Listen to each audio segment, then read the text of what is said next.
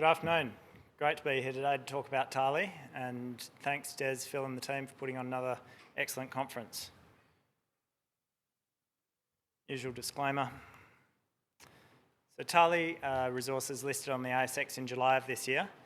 We hold the largest tenure package.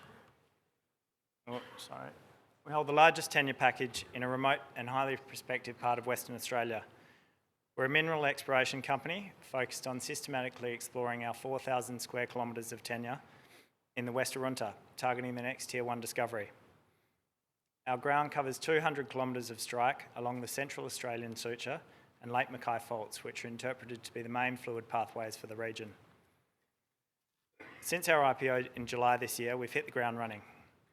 We've completed the first pass drilling campaign across 5 prospects and recently finished gravity surveys that have revealed more anomalies I'll speak to shortly. However, before I go into more detail on Tali, I'll briefly walk through the history of the West Arunta, a region you may have heard of from some of our neighbours, WA1 Resources and Encounter Resources, who have made significant niobium and rare earth carbonatite discoveries. The West Arunta is busier than ever, yet it remains underexplored.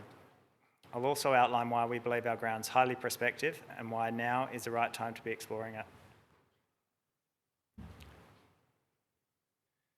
So the West Arunta, what's all the buzz about and why are we only hearing about this region in the last few years? The broader Arunta complex was first described by geologists in the 1930s, Sir Douglas Mawson and Cecil Madigan, when they were referring to the Precambrian age basement around Alice Springs. The West Arunta was only mapped in the late 60s and early 70s by the Bureau of Mineral Resources, which is now Geoscience Australia. They identified the West Arunta as a Proterozoic belt, significant as 70% of Australia's copper reserves come from Proterozoic age deposits. Other Proterozoic age regions include the Gawler Craton and Mount Isa province, which hosts major IOCG deposits such as Olympic Dam, Prominent Hill and Ernest Henry. Geodynamically, the West Arunta is compelling. It sits atop 2 crustal scale features, the Central Australian Suture and the Lake Mackay fault, which you can see marked on that image in red. Despite this, exploration in the West Arunta has lagged due to remoteness, sand cover and social licence constraints. All of these are now shifting.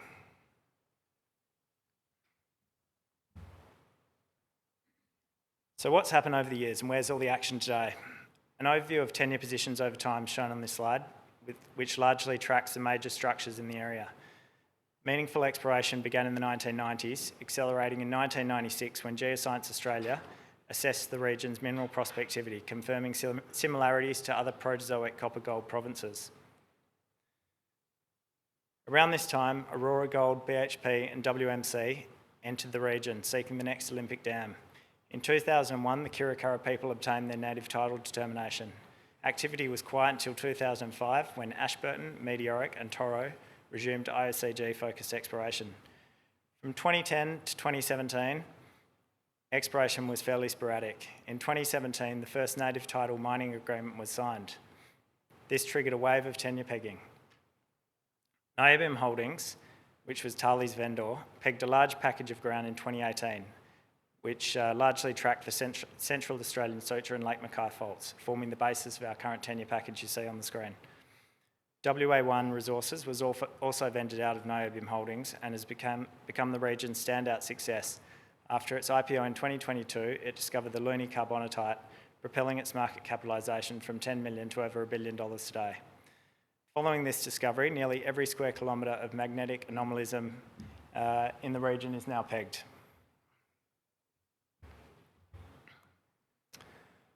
So the historical barriers, remoteness, sand cover and social licence have eased considerably. While still remote, the region now benefits from improved access to drill rigs and geophysics crews in the area. There's regular charter flights and weekly supply runs and frequently graded access tracks.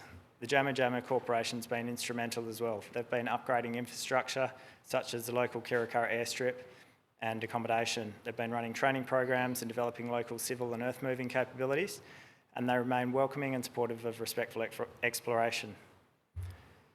Tali maintains strong relationships with traditional owners, and we have extensive exploration experience in the region, led by our exploration manager Nick Miles, who you can chat to at the booth later. Finally, data quality is improving rapidly in the region. The Geological Survey of Western Australia is flying a high-resolution magnetic survey over the entire West Arunta. This includes all of Tali's tenure, and the data is to be released early next year. Department of Mines, Petroleum and Exploration continues to support exploration in the region via EIS grants, and age dating of recent discoveries is also refining our deposit models and guiding our targeting. So on to Tali. The West Arunta remains largely untested, offering a rare opportunity to explore a frontier mineral province. It hosts the right lithologies of the right age in a favourable structural setting, yet remains materially underexplored. And this is no longer theoretical. WA1's Looney discovery has demonstrated the Tier 1 potential of the region. The region and Tali's tenure is prospective for multiple deposit styles: IOCG deposits, carbonatite-hosted niobium-based metals and rare earths, sediment-hosted copper and orogenic gold. Tali's tenure targets the key fluid pathways, Central Australian Suture and Lake Mackay faults. I won't talk to all of the prospects you see listed on the screen. However, our targeting criteria include scale. We prioritise large-scale anomalies given the remote setting.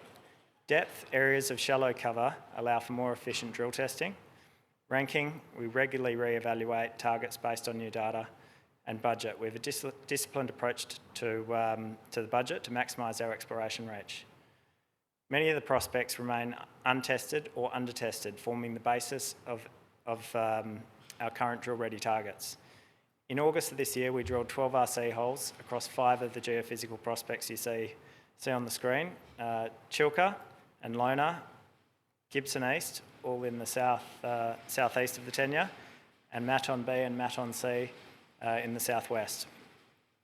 Assays are due this quarter and will guide our next steps. Recent gravity surveys that we completed have also identified 3 new anomalies, which I'll talk through: Lonar East in the southeast of our tenure, and Kyron Vanda in the far northwest of our tenure, a previously unexplored area.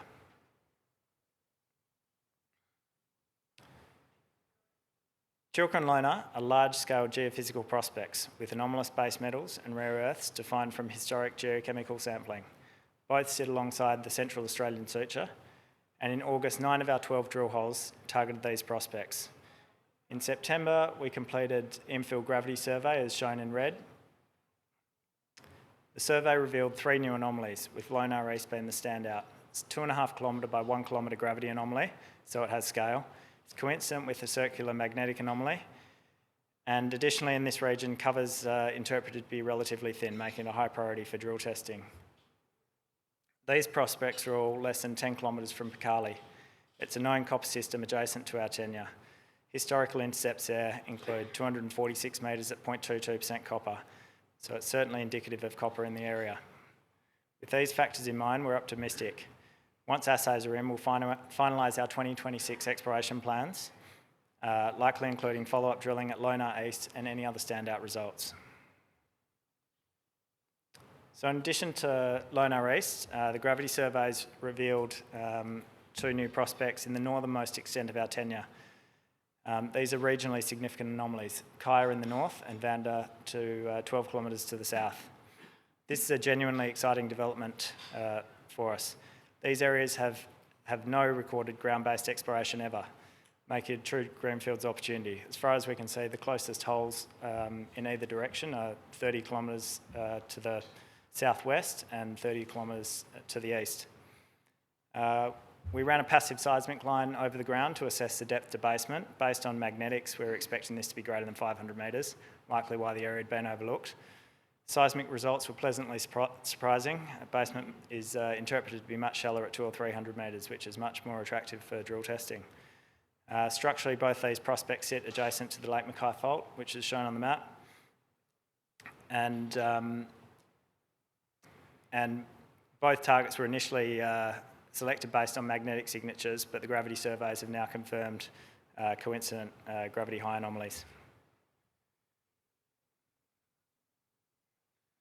So the Kaya prospect, you can see on the left a plan view of the combined gravity magnetics. In the centre you see a straight magnetic anomaly showing the 3.5 kilometre diameter magnetic anomaly, and on the right the gravity and magnetic inversion cross sections with magnetic modelling in red and gravity modelling in blue.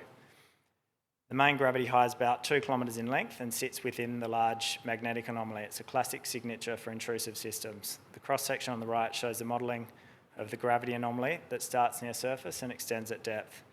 Bulk of the density is modelled about 300 metres depth, which would likely be the target for drill testing next year. Vanda, this slide shows geophysical modelling of the Vanda prospect, again with plan view of the combined gravity magnetics on the left and the cross-section of the gravity and magnetic inversions on the right. Vanda we can see is a more complex anomaly with multiple discrete gravity highs. These gravity highs align with northeast trending magnetic anomalies, each 2 kilometres long, suggesting structural control and scale potential. We've secured the maximum EIS grant to test these prospects, $220,000, which will help co-fund drilling costs next year at both these prospects. Additionally, we're planning more gravity surveys, both infill and step out, based on the success of the recent campaign. Got an exciting few months ahead. Assays from our August drilling program are due this quarter. We've commenced a comprehensive review of exploration data for the region, reinterpreting it in light of recent learnings, particularly around deposit styles, rock types and rock ages. Geological Survey of WA is flying a high-resolution airborne magnetic survey across the entire West Arunta, including all of our tenure, and we expect to get that data early next year. Planning for our 2026 field season is underway and will be shaped by our assay results we expect shortly and the new geophysical data. You can expect a similarly high impact program in 2026 with drill testing of the prospects we've discussed today as a priority. Tali has a market capitalisation of around $80 million and held just over $5 million in cash at the end of the September quarter. We have a great team that's highly aligned and just as excited as I am about the West Arunta. Mark Savage, Tom Lyons, Nick Miles and I have worked together on Tali, WA1 and Agrimin since 2017. Paul Parker joined in 2021, bringing significant geological expertise.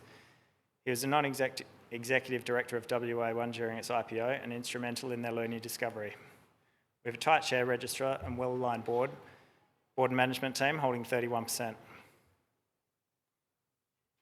To recap, we hold a compelling package of underexplored ground in one of WA's most exciting emerging regions. We're targeting large-scale anomalies with Tier 1 potential, and we're committed to keeping the momentum going. We have the team, the tenure and the strategy to deliver, and we're looking forward to a big year ahead. Thanks everyone for listening. I'll be at our booth if you've got questions and hope to see you back here in 2026.